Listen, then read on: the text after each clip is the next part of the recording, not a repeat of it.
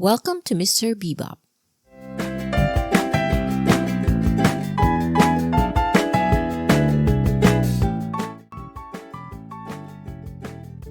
Miss Jane Marple is one of Agatha Christie's best-known fictional characters.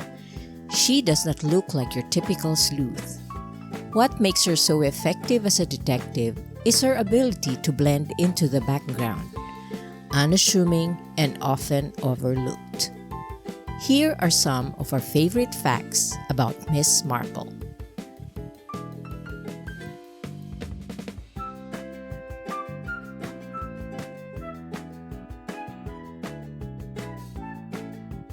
The character was in part based on Agatha Christie's own grandmother, Margaret Miller, and her grandmother's friends. Miss Marple, though, did not share any resemblance to Christie's Auntie Granny, as Christie fondly calls her grandmother. She writes that Miss Marple was far more fuzzy and spinsterish than my grandmother ever was.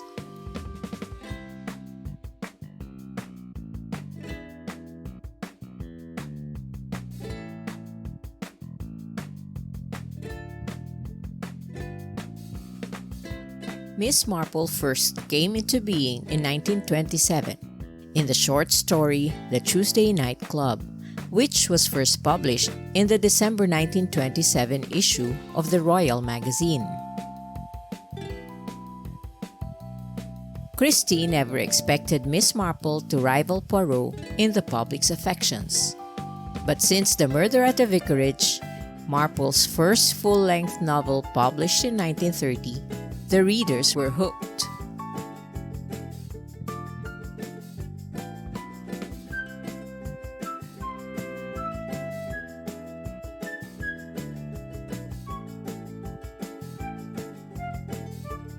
Miss Marple features in 12 novels and 20 short stories written by Agatha Christie. Her last appearance was in The Sleeping Murder, published in 1976, but written by Christie during the 1940s.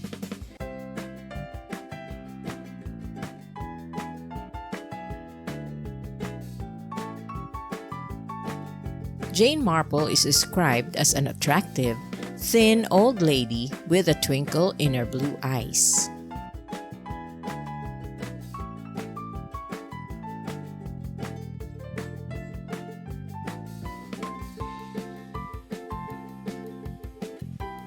Although she never married, Miss Marple does hint at a beau from her past.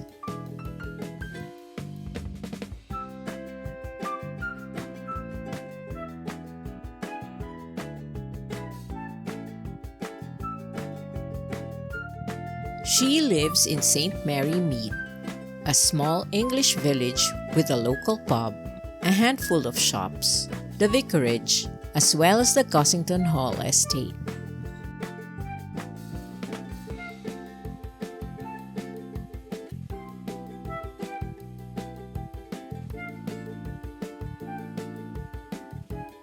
Miss Marple is fond of gardening, knitting, and of course, gossiping.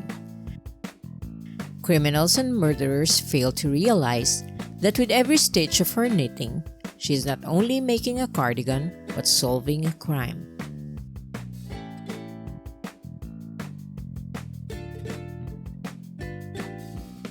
Miss Marple is a cheerful person, but tends to expect the worst of everyone and everything, and was, with almost frightening accuracy, usually proved right.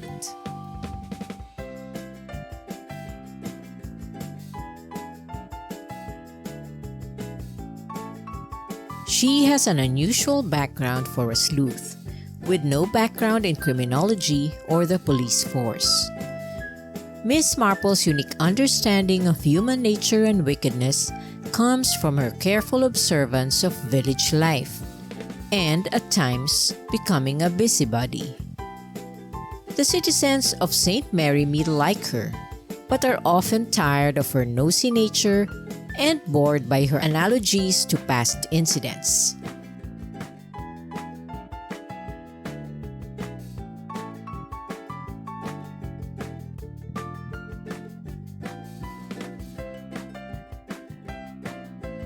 Jane Marple is house proud and has had a host of different housemates. After the retirement of her longtime maid housekeeper, faithful Florence, she takes in young women from an orphanage and trains them in housekeeping skills for service as general housemaids. She was briefly looked after by her irritating companion Miss Knight, and in her later years, companion Cherry Baker, first introduced in The Mirror Cracked from Side to Side, lives in. A caring employer with a passion for justice, Miss Marple seeks revenge when a former maid is murdered in a pocket full of rye.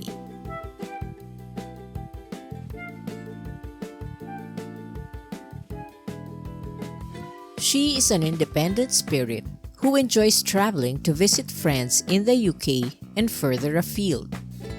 However, almost all of the Miss Marple mysteries are set in an English village or country house, with a handful of exceptions.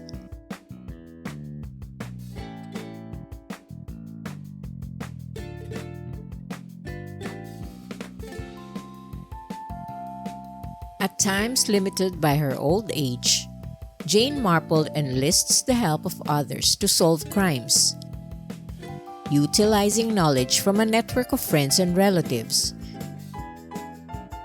servants, police officers, and locals. She is known and respected by ex-Commissioner of Scotland Yard Sir Henry Clithering. He often encourages the detective in charge of a particular case to take Miss Marple's advice seriously, when often they are inclined to dismiss her as just another interfering elderly busybody.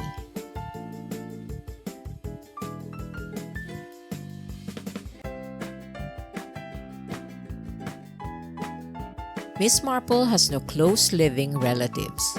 She, however, is said to have a very large family, including a sister, the mother of Raymond, and Mabel Denham, a young woman who was accused of poisoning her husband Geoffrey in the thumb mark of St. Peter.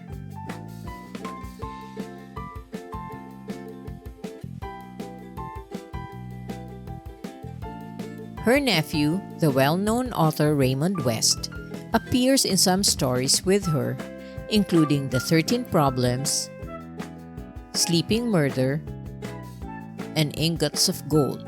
Raymond is very fond of his aunt, but is prone to underestimate her and believes her to be out of touch with the real world. She, in turn, is tolerantly amused by his oh-so-clever, arty books, and though she will listen with rapt attention to his exposition of the human condition, it is with a definite twinkle in her eye.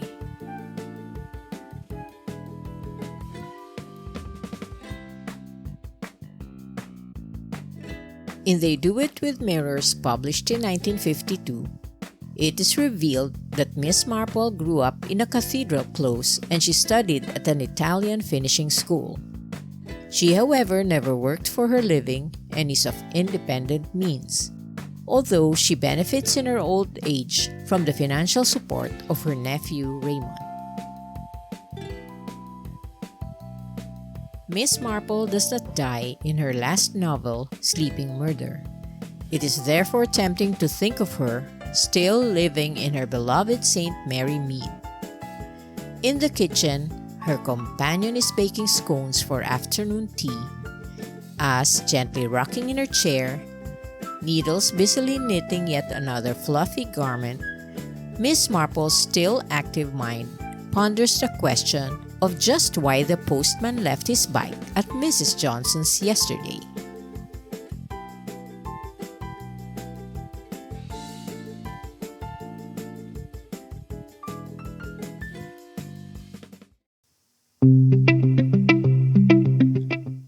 Thank you for watching.